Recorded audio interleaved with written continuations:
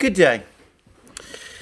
Over the last couple of days, on the Duran and on our locals platform, we have been discussing, Alex Christoforou and I, the latest situation on the border between Belarus and Poland, where a group of perhaps 4,000 migrants from the Arab world, apparently mainly Kurds, have been trying to break into Poland, crossing over from Belarus into Poland, and thence apparently their intention is eventually to reach Germany. Now, I think before I discuss what I'm going to discuss further in this video, I would like to make my own views about some of these events clear. Firstly, I think that it's quite inappropriate. It would be entirely wrong for Poland to allow these people to enter Poland. I think that would be completely inappropriate. I think that at this moment in time, Poland obviously needs to control its borders, and I think also the European Union needs to step up to the plate and to make sure that cross-border activities like this, of this sort, don't happen in an uncontrolled way. If people in Iraq or Syria or wherever want to travel to Germany, well, there are or should be mechanisms set up to enable them to do so. As I understand it, a large proportion of these people, though they originate in Iraq and Syria, ultimately come from Turkey, have reached Belarus through Turkey. And if that is correct, then there are means for them, when in Turkey, to contact the relevant EU authorities and to make proper applications to enter the European Union and Germany through that kind of route. So that's the first thing. I don't think the Poles should be allowing these people in. The second point relates to President Lukashenko and his actions, because many people are saying and talking and discussing how President Lukashenko of Belarus has apparently engineered or orchestrated this affair. And that is the position of the European Union, which has even claimed that Lukashenko is acting in a gangsterish way by doing this. Supposedly, he is putting pressure on the European Union by allowing migrants to travel to the European Union or to try to reach the European Union across the territory of Belarus. Now, I'm going to say straight away that I think there's probably a certain kernel of truth to this. Back in June, when the European Union started to impose ever-increasing numbers of sanctions on Belarus, President Lukashenko said that from henceforth, given the fact that Belarus was under sanctions, he did not see why Belarus should take steps to restrict access to its territory of people who want to transit its territory and go to the European Union. He made the specific point that since the EU, the European Union, had severed contacts with him and scrapped all the border control agreements that existed between the EU and Belarus, he saw no reason why Belarus should continue to abide by those agreements, all the more so since it was not getting financial help or funding from the EU in order to do it. And no doubt at all, these comments and observations of Lukashenko's have circulated in the Middle East, quite possibly with his tacit consent, and to my certain knowledge, they've been circulated by various travel agents, let's call them that, who are there in places like Turkey and elsewhere in the Middle East. And those people, those, let's call them travel agents, have been publicizing the fact that Lukashenko allows people from the Middle East to enter Belarus territory in order to travel ultimately to the European Union. And I'm fairly sure, as I said, that Lukashenko and the Belarusian authorities at some level are aware of this, and they've certainly taken no step at all to dissuade these people from traveling to Belarus in that way. Whether Lukashenko has actually gone further, whether he has actually arranged in some way for this migrant flow to happen, whether it's merely a case of people taking a kind of amber light from him and taking that as an encouragement to travel to Belarus in order to reach the European Union, or whether Lukashenko and his officials have actually put in place some mechanism to ship people from the Middle East to Belarus with the intention that they go to the European Union and put pressure on the European Union in that way, that I don't know. I have to say that is what a lot of people in the West are claiming, but I have actually seen very little evidence, very little actual evidence that that is really the case. I know there's been much rumour about this, much talk about this. I've seen programmes, including programmes that have appeared on social media, which allege it. But I have to say that for me, the evidence of this at the moment is extremely thin. The third thing I want to say, though, is that though I accept that President Lukashenko, even if he hasn't exactly orchestrated this affair, may very well have given an amber light for it, no doubt, in part in order to put pressure on the European Union. Even though that is undoubtedly the case, it seems to me that the Polish government, for its part, is handling this situation in an unusual, or some I would even say extraordinary way. It's important to stress that at the moment, the total number of people, of these migrants, I'm going to call them migrants rather than refugees, because it seems to me that that's what they actually are, that the total number of these migrants who are currently in Belarus and who are trying to get into the European Union via Poland and Lithuania is so far small. Apparently, there's about 4,000 people camped out near the border itself, and there are reports that there may be another 10,000 circling around, floating around Belarus, perhaps with the intention or the plan of going on to the border. Now, that's a trickle. If you compare the number of people who, for example, enter the United States across the Mexican border, or consider the millions of people who are currently economic migrants or refugees in Turkey, then 4,000 or 10,000 in Belarus really doesn't amount to a tidal wave, which is what you might think from some of the overheated information that is circulating around. Now, I say that because some of the actions that the Polish government has been taking seem to me to be odd.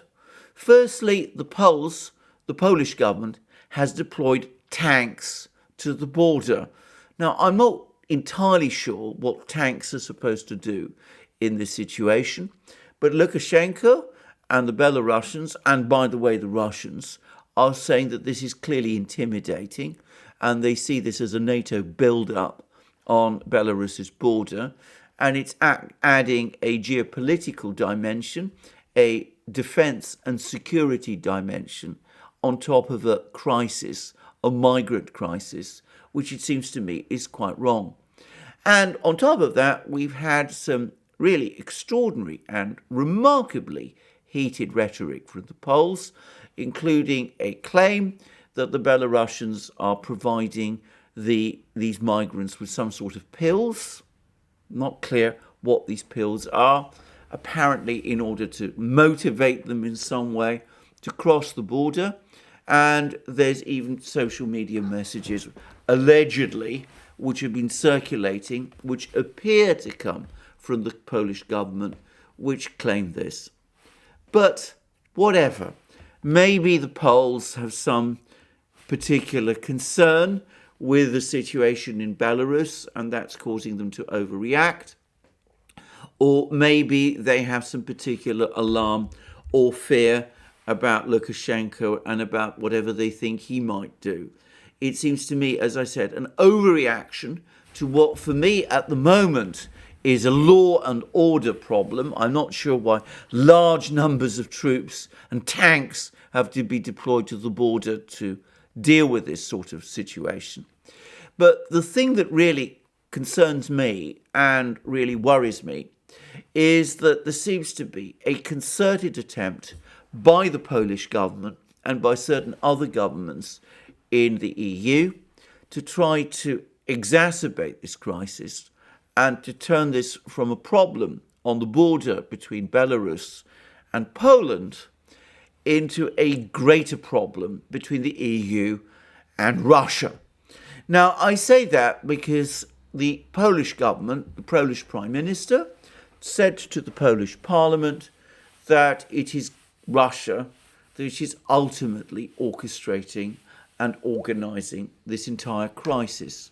And the Polish Prime Minister has actually pointed the finger at none other than Vladimir Putin, the President of Russia, alleging that it is Putin who is behind this so-called migrant invasion, which, to be very clear, is not so far a migrant invasion or even a tidal wave, and that Putin is somehow orchestrating or controlling and is behind this crisis. I have to say that if there is some reasons to think that Lukashenko might have engineered this crisis, I see no evidence at all that Putin or that Russia has. Why would Russia do a thing like this? The Russians at the moment have Belarus exactly where they want it. Belarus is becoming increasingly dependent on Russia because of the sanctions that the West has imposed on Belarus following a disputed election and the protests last year. And these sanctions have been steadily ramping up over the course of the last few months and look likely to ramp up even further. And that has forced Belarus and Lukashenko and his government to forge ever closer and more intimate economic ties with Russia. In fact, Lukashenko and Putin just a few days ago signed off a long series of integration packages, which mean that Belarus and Russia are increasingly forming a united or unified economic space in industrial, energy and agricultural matters, and I suspect before very long in trade and currency matters also. So given that Putin is doing very well out of the situation with Belarus at the moment, Russia is getting what it wants from the situation in Belarus, why would Putin or Russia want to create a further crisis on the border between Belarus and Poland and between Belarus and ultimately Russia and the European Union? It doesn't seem to me to make very much sense. And I have to say that if the intention is to put pressure on the European Union to improve relations with Belarus, to row back some of the sanctions which the European Union has imposed on Belarus, then I'm not sure why, looking at this from a cold-blooded, cynical, unsentimental point of view, that is in Russia's interests. Surely, if the sanctions are rowed back as a result of this campaign of intimidation and pressure using the migrants, which is being alleged, surely if the sanctions, the EU sanctions on Belarus, are indeed rowed back in that way, that will make Belarus less dependent on Russia, which, given Lukashenko's previous history, might cause him might cause him to slow down the integration process, which he has historically resisted, and which is at the moment, because of EU pressure on Belarus, forging ahead.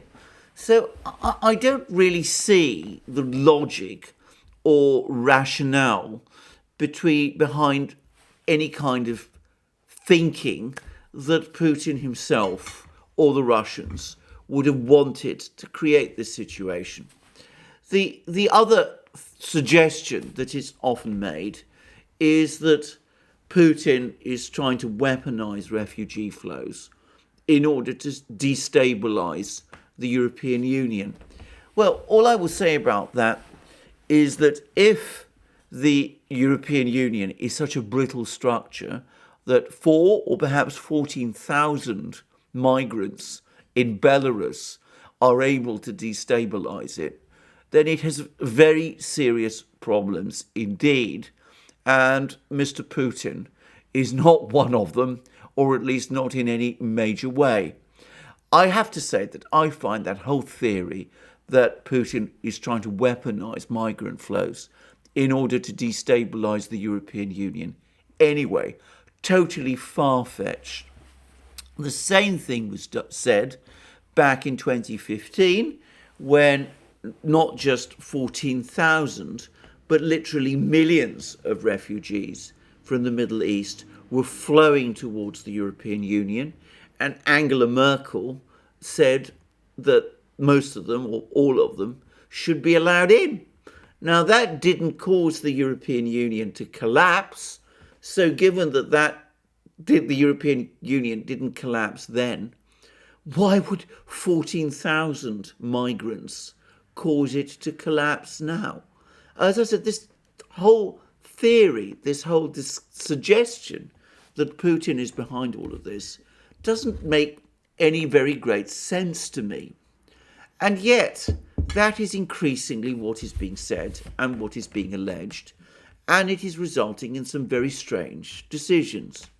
Now, Alex Christoforou, my colleague at the Duran, and I discussed this situation a short while ago in a programme we did for the Duran. And this happened when just before this happened, we received news that Angela Merkel, the German Chancellor, was telephoning Putin to discuss this issue on the Polish-Belarus border. And Alex Christoforou and I, we had no actual readout at that point to work from. We said in that program that we could predict what Putin's response would be, which is that this has absolutely nothing to do with him, that the West, that Angela Merkel was telephoning the wrong person. If she really wanted to talk about the situation on the border between Belarus and Poland, then the right person to speak to was Lukashenko, the president of Belarus. Well, since we had that, we made that program, Alex Christoforou and I, the Kremlin has indeed now published a readout. And this is what it says. Vladimir Putin had a telephone conversation with acting Federal Chancellor of Germany, Angela Merkel, at the German side's initiative. The parties discussed at length the refugee crisis on the Belarusian border with EU countries and expressed concern over its humanitarian consequences. The President of Russia proposed establishing direct dialogue between representatives of the EU states and Minsk to discuss the problems that have emerged in this respect. Vladimir Putin and Angela Merkel agreed to continue discussing this topic. Let's go back to that. The President of Russia proposed establishing direct dialogue between representatives of the EU member states and Minsk. Minsk, of course, is the capital of Belarus, to discuss the problems that have emerged in this respect. In other words, Putin said to Merkel exactly what Alex Christoforou and I predicted he would say. He said, this has nothing to do with me. You're telephoning the wrong person. Telephone Lukashenko, or if you don't want to speak to him, telephone someone else in Minsk, someone in authority there, and discuss the matter with them. This is a problem in Belarus. It's not a problem that involves Russia. Why are you calling me? I would just make one further point about this readout, and it makes one rather indicative comment. But there's one rather indicative comment in it, because what Putin proposes is establishing direct dialogue between representatives of the EU member states and Minsk to discuss the problems that have emerged in this respect. In other words, what Putin told Merkel is that don't bother to ask the EU Commission, the EU Secretariat, people like Ursula von der Leyen and Josep Borrell, the EU's High Representative for External Affairs, to undertake any discussions with Belarus, with Minsk. They are completely incompetent ideologues. Obviously, he didn't put it in quite that blunt way, but that's the essential meaning of it. So he said to her, don't waste time getting those people to come and talk to Lukashenko or the authorities in Minsk about this problem. That will get you nowhere. Let's have representatives of the EU member states, i.e. of Poland and Germany and any other country that's concerned about this. Let's have them talk to the Belarusians about this problem and see whether anything can be sorted out. In other words, he's saying this is a problem that should be resolved by the member states, not by the EU as an institution. I'm pretty sure that that would have been deeply unwelcome to Merkel and to pretty much everybody else, both in Berlin and, of course, especially in Brussels. It shows how completely disillusioned about the EU the Russians, including Putin, have become. Anyway, the fact is that the EU, the Germans, the Poles, and all the rest refuse to talk to President Lukashenko. They refuse to talk to the government in Minsk because, of course, they don't want to give the impression that they recognize Lukashenko as Belarus's president. They don't want to give the impression that they recognize any person in authority or exercising power in Belarus at the moment, who is part of what they call the Belarus regime, has any right to speak or act for Belarus. Contrast that with the realism the Russians always show in these sort of matters. The Russians, for example, have made it very clear that for the moment they're not recognizing the government that the Taliban have formed in Afghanistan. They've made it also fairly clear that they have historic issues and disputes with the government, with the Taliban in Afghanistan. Nonetheless, as Putin has pointedly said, the Taliban exercise power in Afghanistan, and for pragmatic considerations, even if for no others, the Russians therefore talk to the Taliban. There's no point in talking to no one.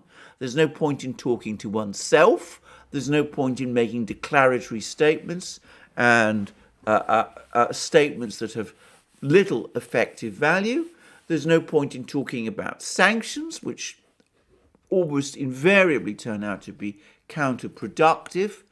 If you want to resolve a problem like the one that exists at the moment on the border between Belarus and Poland, you have to talk to the person in charge in Minsk, who is Lukashenko and his officials.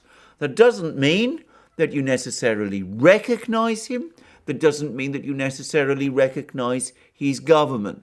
It does mean that you accept pragmatically that he is the power at the moment in Belarus, and that means that you have to make deals with him, and that might mean that you have to cut a deal with him which gives him something in return for whatever he's going to give to you. We'll come to that in a moment.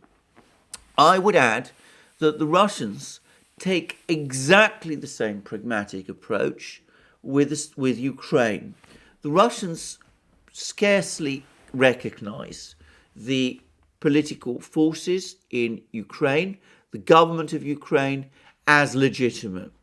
Putin always refers, when he talks about Ukraine and about the Ukrainian government, he always refers to the authorities in Kiev. He doesn't ever say about them or refer to them as the Ukrainian government. He avoids referring to President Zelensky of Ukraine as the president of Ukraine.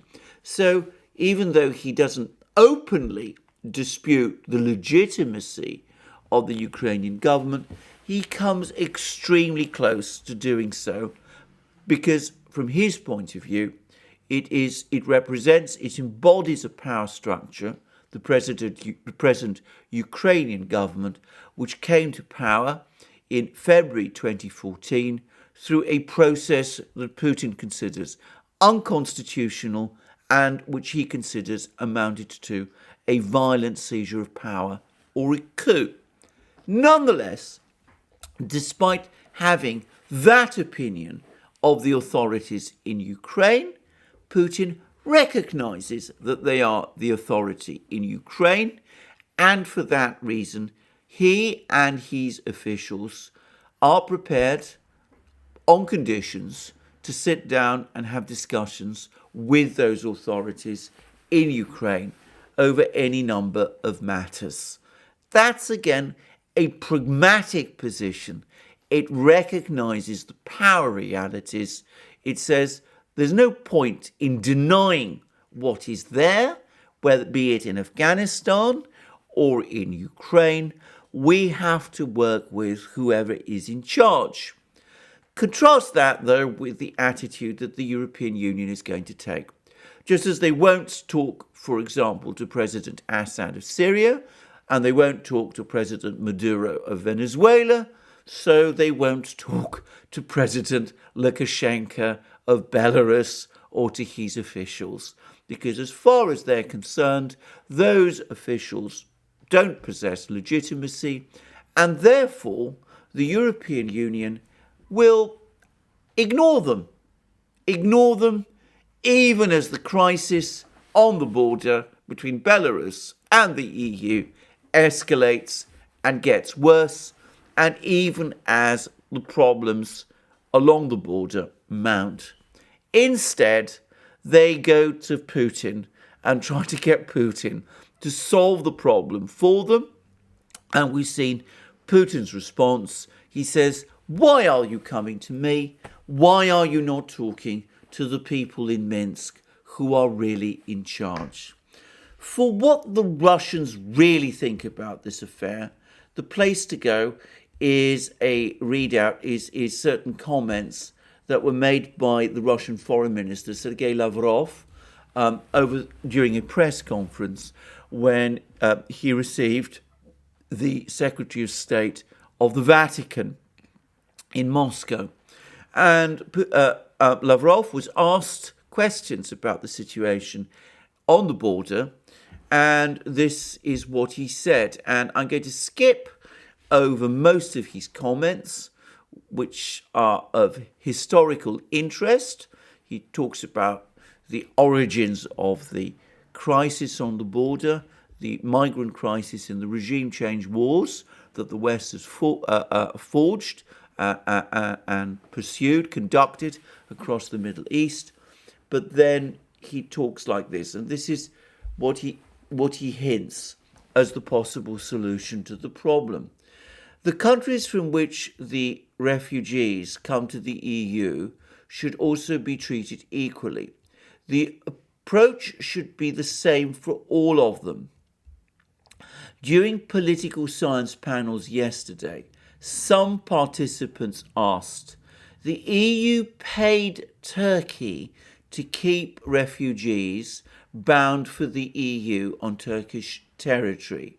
Why cannot the EU help the Belarusians who have to provide a normal life for the refugees that Poland and Lithuania do not want to see on their territory? Respecting international humanitarian law means respect for the people who have become refugees, primarily through the fault of the West that has unleashed aggressive wars in the Middle East and North Africa. These people do not want to stay in Belarus or Turkey. They want to be in Europe, which has been promoting its way of life for a long time. Words and actions have consequences. So what Lavrov is saying is, you started all the regime change wars in the Middle East and elsewhere, which have destroyed the societies from which many of these people, these migrants, come. There wouldn't be these migrant flows if you hadn't started those wars. You set yourself up as the exemplars of human rights. Your leader, including the Chancellor, your leaders, including the Chancellor of Germany, gave the impression that you have humanitarian considerations at the forefront of your policies. Don't be surprised, therefore, if that encourages migrants from these countries that you've destroyed to want to come to the European Union to settle there. After all, they both feel under economic pressure to leave their countries because they've been destroyed, and they feel a political attraction to come to the EU because of the humanitarian principles and the open door, apparently, that the EU has espoused. So given that that is so, don't be surprised that these people come. And if you don't actually want them, as is obviously the case, well, pay those countries, Belarus and Turkey, that you want to host these people for you, pay them money so that they can do it effectively and efficiently, and so that you spare the problem that you have yourself created. Lavrov obviously is making the point that the EU pays Turkey very substantial sums of money, billions of dollars or euros, to look after the refugees from the Middle East who are in Turkey. And those refugees in Turkey, or migrants if you prefer, don't number 14,000, they number millions. If you can do that, if you can afford to do that with Turkey, if you're prepared to put aside your own concerns about President Erdogan of Turkey, whom you also dislike, who you've also criticized for all sorts of reasons, good and bad, well, you can afford to do the same with Belarus. And that will help you sort out your problem. It's, again, a pragmatic solution to this problem. But of course, as I've just said, pragmatism isn't something that the European Union does. The European Union may dislike President Erdogan of Turkey, but it has not fomented a colour revolution against his government, a colour revolution which Erdogan has survived. It did foment, or at least support, a colour revolution last year against President Lukashenko in Belarus. President Lukashenko has survived. He's also seen off a coup attempt, apparently, which was supposed to include his assassination and which has been prepared for May of this year. That's at least what the Russians claim. So he's there. That is something that the EU finds impossible to accept. And for that reason, in the usual sulky way, that the European Union brings to these sort of problems, it refuses to speak to him, allowing the situation on the border between Belarus and Poland to deteriorate. Well, that's the situation at the moment. In the meantime, given that you won't talk to Lukashenko, given that deploying tanks on the border isn't going to solve any problems, given that piling on further sanctions on Belarus isn't going to solve any other problems also, what do? Well, you talk to the Russians, who are, as I said, not directly involved, and who point out that all they can do is give advice, but they're not actively a participant in this affair, as Putin told Merkel. Or you can do something else, which is, of course, blame Russia and blame Putin for the same whole problem, even though it's impossible to see what role Russia has actually played in this affair. I have to say that I'm coming increasingly round to the view that Vladimir Putin, at the moment, serves for politicians in the West what is for them a useful purpose. This is that whenever anything goes wrong, they can blame it on him. So if the oil price rises or the oil price falls, if there is too much Russian gas being imported into Europe or too little, if somebody falls ill somewhere in circumstances that are somewhat unclear, if there is a crisis in Ukraine, or if any of all sorts of other things happens around the world, well, blame Putin. He's obviously the cause of the problem. He's the person who's responsible. If a computer gets hacked, that must be down to him. That, it seems to me, is a useful purpose from the perspective of some Western politicians that Vladimir Putin is now fulfilling. If he didn't exist, one might almost think, he would have to be invented, because without Putin, and without being able to blame Putin for all these problems that exist around the world, oil prices going up and down, gas prices going up and down, computers getting hacked, people falling ill, elections which have unexpected results. Well, if you didn't have Putin to blame for all of that, well, perhaps some of the blame for some of those events might attach to you. So Putin serves that useful purpose. He can be the person who is blamed for everything, whatever that is, whatever his actual role might be. He almost fulfills the role of Voltaire's God. If he didn't exist, he would have to be invented. Well, thank you for joining me for this program today. I will see how this problem on the border sorts itself out. I'm not sure exactly how it's going to play out, but I suspect we're still very much in the early stages of what promises to be, I suspect, an ever bigger crisis, especially if we start to see migrant flows from Afghanistan this summer, as many people predict. In the meantime, the one thing I can say with confidence is we're going to see more sanctions on Belarus, and I'm pretty sure also that there will be more criticism and blame directed at Mr. Putin, though, as I've said, I don't really see what role he has in this matter. Anyway, we will see how it all pans out. We'll see what the new German government, once it's formed, does. We'll see what overall effect it has on Russia-EU relations. In the meantime, thank you for joining me again for this program. I look forward to you joining me for future programs, both on this channel and on our main channel, the Duran, where I do programs with my colleague and friend, Alex Christoforou.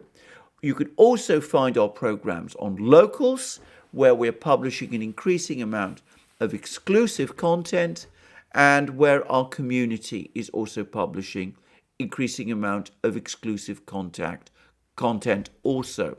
I'm increasingly doing live streams on Locals, by the way, and you can come to me and join us on Locals and join us on my live streams, which are mainly now happening every Wednesday in the evening. And you can also find us on other platforms like BitChute, Library, Rumble, ODYSEE, and on the new free speech platform SuperU. And of course, you can also support us, if that's what you wish to do, via Patreon and Subscribestar, and by coming to our shop and buying the amazing things you will find there, our great magic mugs, our hats, our hoodies, sweatshirts and t-shirts, and all the rest. And thank you for joining me again today. Please check your subscription to this channel. Please also press the like button to this video if you've liked this video. Thank you for joining me again today, and I look forward to you joining me again soon.